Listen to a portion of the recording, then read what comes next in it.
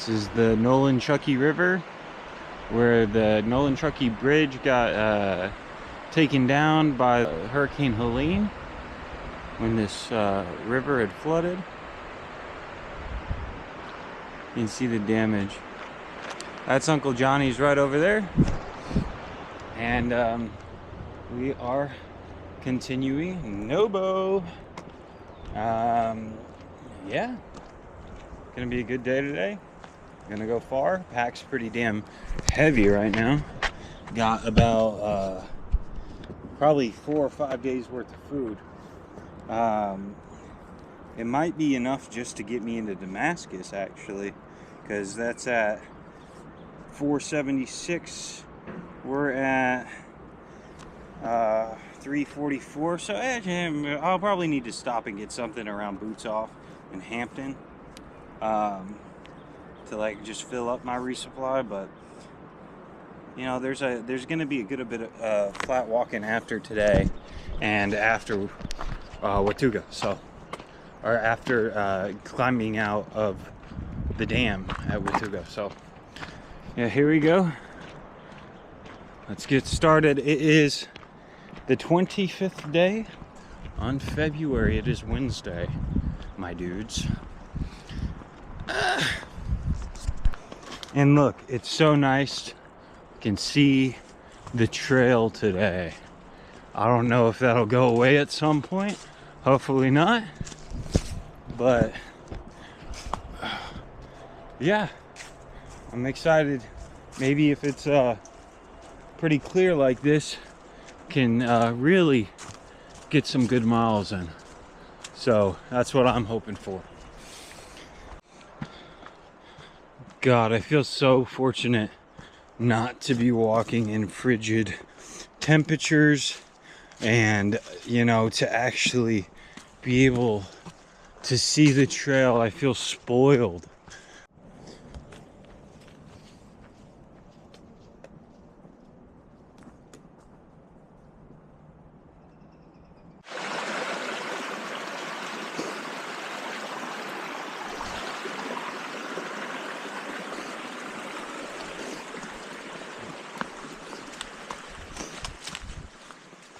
Alright, about 3.2 from where we started today.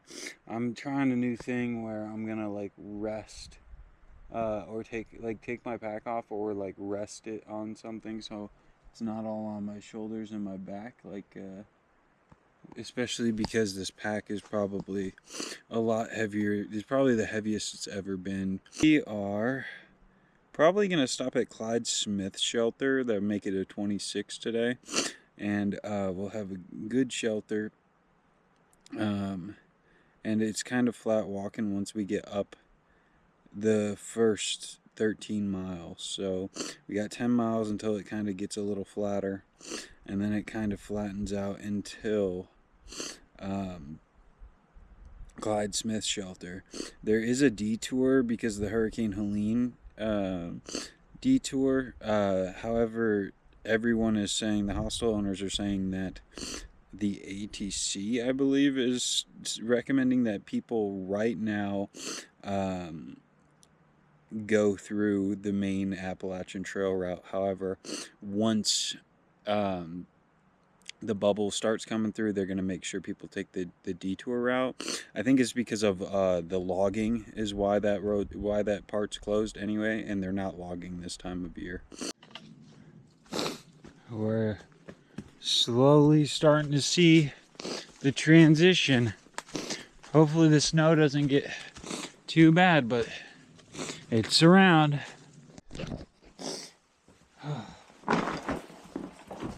Since there's this conveniently placed shelter, I'm going to decide to try and eat just a bit. Not because I'm necessarily hungry already. It's about 11:20. It's 11:12. And I just want to cut some weight from this pack as much as I can. I kept getting distracted while I was talking about this graffiti board. This is last year's 2025 graffiti board. I wonder if there's anyone up there that I would know. There has to be, right? At least one. Holy crap, it's a lot of names. What I'm gonna do is try and do some oats with hot chocolate mixed in, maybe some of that. I don't even know where it is. Oh, it's in there. Carnation's Instant Breakfast that Jim and I was preaching about. And this bag of oats, like, this is heavy. I see 2 meals in here. I see beef and cheese. I met them. Had to be just after the Triple Crown last year. If they got here 3 days after Christmas last year. Oh wow! So I'm gonna take it that they finished. I mean, I never doubted them, but they were a married couple. They were sweet from the short interaction I had with them. So just as I was looking at this board before I left, and I was like, there has to be one person on here that I've met. And there is, where is she? Mary Poppins, right? That was, I assume that's the one I'm thinking of. How many Mary Poppins are there? Anyway, she lived in the same county that I worked in. And I met her in Shenandoah for a short period of time. Didn't really talk too much, but I think that person's at law school now or something like that. I don't really remember. Okay, I found Gemini on trail, and she has how many miles left? It's about 65 at this point, yeah. So she started what? When did you start? I started March 25th of 2025 at Rockfish Gap and went north to Katahdin. I summited Katahdin on September 25th, took a couple of weeks off, went back to Rockfish Gap, started heading south.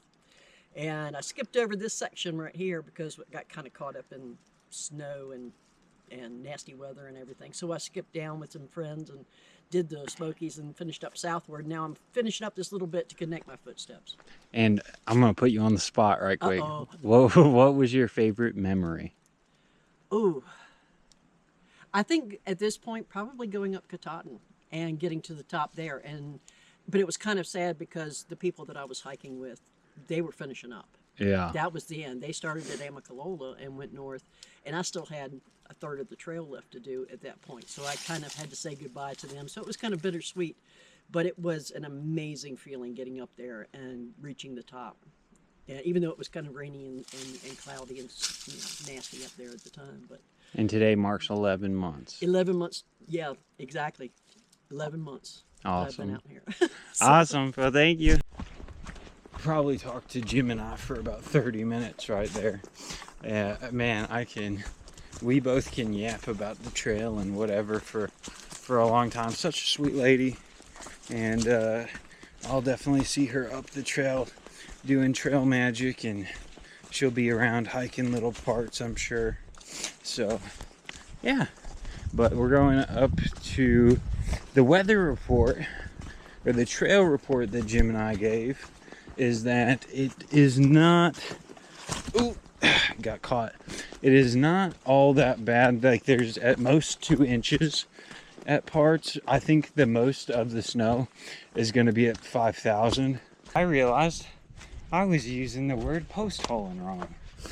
I thought that meant posting up, like staying in for bad weather.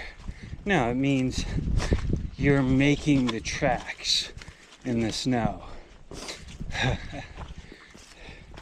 So yeah, using that wrong for a while, but whatever. I think up there is beauty spot. Right over there is Unaka, and you can see the snow on it. So I heard it's up to about a foot in some spots and 2 feet in snowdrifts. So we'll see.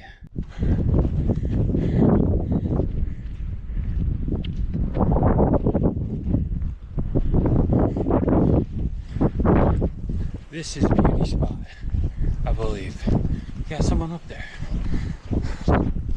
You know, it's a Wednesday, and I've run into about 5-day hikers, which is crazy because I feel like that's the most I've run into.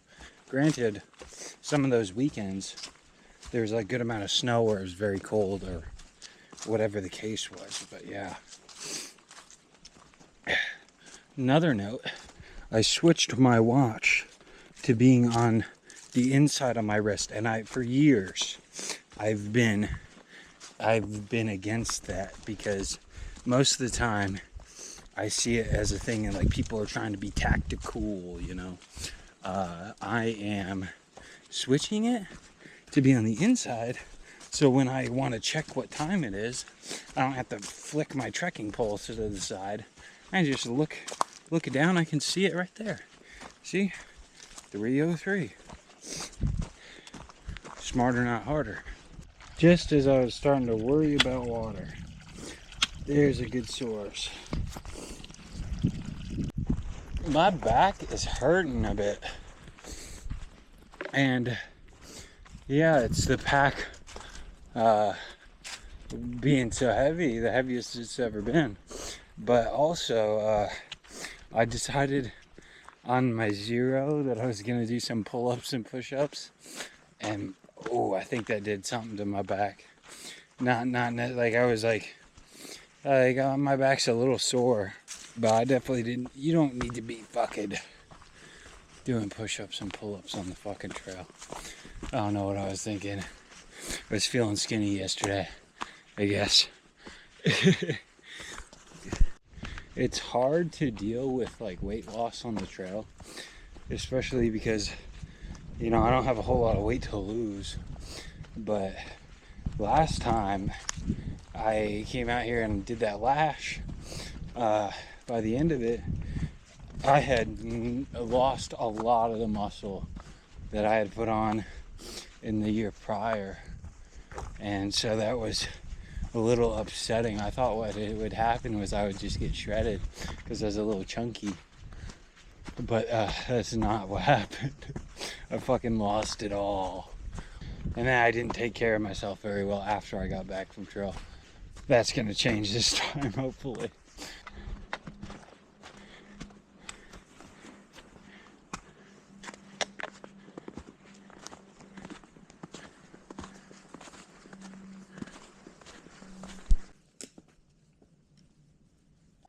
If it's this snowy coming down the mountain and like at 4,000 feet elevation, I'm gonna stop at a shelter. I think the nearest shelter's 12.5 away, but I don't want to sleep on the ground and get this melted into my tent and have to carry a wet tent. So find a spot, sit down, eat dinner because I'm getting hungry. It's about 4:30, and then I guess keep on kicking till Clyde Smith Shelter, I think it was called. Yeah, maybe there will be dry tent spots down there and I won't have to do that, but that's another option. You know, I remember this spot because it was dead silent and the trail isn't even really visible coming through here. Normally you're just following the white blazes on the trees. Dead silent. And God, it was just such a beautiful, beautiful day. And it was like the first, like, I felt like I was one with nature. I felt like I was, you know, I was starting to acclimate really well, and I just felt like I just had this moment, and it was right here.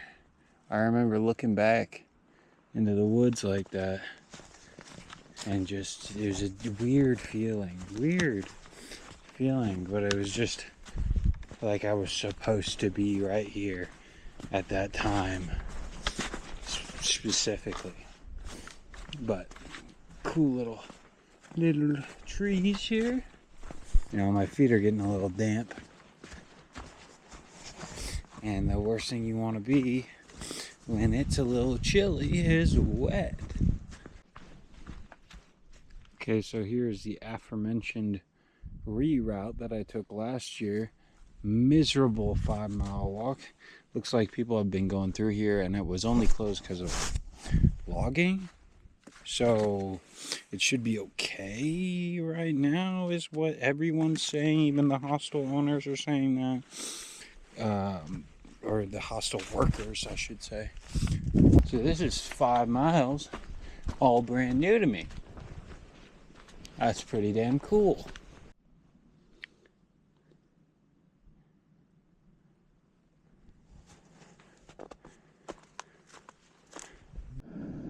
Got the dinner cooking down there. This fucking giant ass jar of chili crisp better be worth it.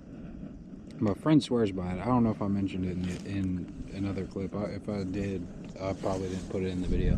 I noticed cooking dinner before you get in kind of helps you go a bit further. It gives me the calories I need to keep going a little bit longer. Screw it. We did about 17. The miles are at the beginning of the video. I'll try and remember to start doing that. But I just don't want to keep going in the dark.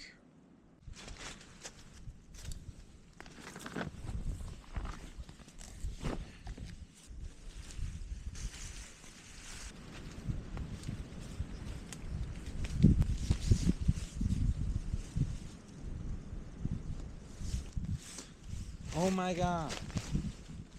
Look how crazy that is. Oh, right next to the camera.